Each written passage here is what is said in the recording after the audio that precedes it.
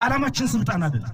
ዓላማችን መንግስት መገልበጥ መፈንቀል አይደለም። እንዴው ፈንቀል ይገልበጥ ይባልስ ምን የሚፈነቀል ነገር ቀርቷልና ነው የኛን ፈንቀል የሚጠብቀው? የኛ ዓላማ ግልጽ ነው። ጥፋት የታወጀበት ማህበረሰብ ልጆች ነን። እንዲጠፋ የተፈረደበት ህዝብ ልጆች ነን። ይህን ህዝብ ሊጠፋ እንደሆነ ነግሮ ሰብስቦ አደራጅቶ አስታጥቆ ራሱን ከፈጽሞ ጥፋት እንዲያድን መስራት ብቻ ነው የኛ ዓላማ። ግልጽ ነው። የአማራ ህዝብ ወኪል ይፈልጋል።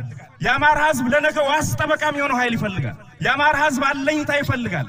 የአማራ ህዝብ ነገን በሰላም ወጥቶ ገብቶ ሰርቶ ተኝቶ ማደር የሚያስችለው መከታ የሆነ ኃይል ይፈልጋል። ባለመደራጀታችን ባለመሰባሰባችን ወቅቱ በሚጠይቀው ቁመና ልክ ተዘጋጅተን ባለመጠበቃችን ማንንም አልፎ ሀጅ ጉልበት በተሰማው ቁጥር እንደ መንገድ ዳር እሸት እጁ በቻለው ልክ ሲቀጥፈን ነው የኖረው፣ እየቀጠፈን ነው ያለው። ማንንም አልፎ ሀጅ ተኩላ እየተሰበሰበ መንጋውን እያረደ ነው ያለው። ፋኖ የወል ስማችን ነው። ፋኖ የዚህ ትውልድ የአዲሱ ትውልድ የትግል አርማ ነው። ፋኖ የእምቢተኝነት ማህተማችን ነው። አማራ አማራ አማራ ሸዋ ወሎ ጎንደር ጎጃም አንድ አማራ አንድ ኢትዮጵያ።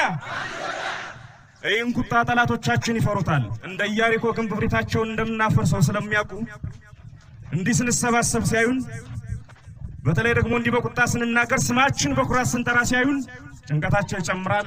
የማይቀር የነገ ሽንፈት ጉዟቸውን ይጀምራሉ።